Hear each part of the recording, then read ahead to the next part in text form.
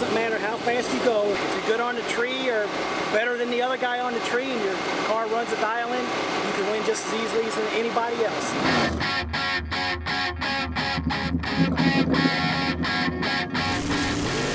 Well, it started back when I was a kid. My dad drag raced when, growing up his whole life, so naturally I got into it. Still have a bracket car at home. Don't get to race it as much since we're doing the junior stuff, but that's okay. It was a lot of fun doing this with the kids. Start them out, and you see the progress that they make as they come along, and they get better and better and better, and it's a good feeling. A bunch of hours for sure. I mean, it starts early in the morning, you get your time runs in it.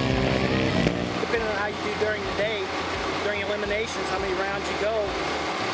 It's a lot of work, staying after them. You gotta make sure fueled up tires, make sure they're running right. A lot of work involved.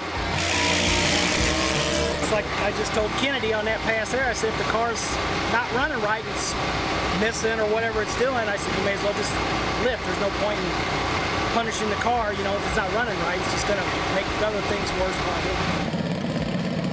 You can actually start them pretty reasonable, depending on how much you want to spend, obviously. But I mean, if you want to get them involved, start them out in, when they're young or they run slower with some of the motors aren't expensive as the fast motors naturally, then, I mean, you can start a kid out of probably $1,000, $1,500. Once you make that investment, I mean, you're there for a while.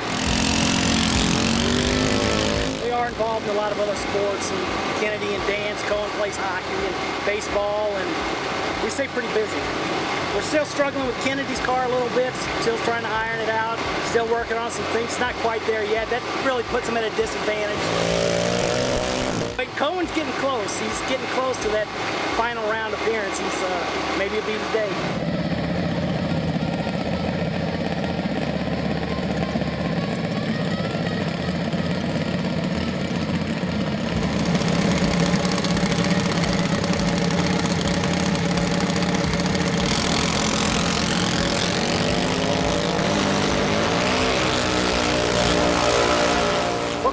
To his first final he's ever been in, and just tried to cut the light a little too close, went 009 red on the tree, so he turned the red light on, so that was the end of that. That was his first final and his first final round loss.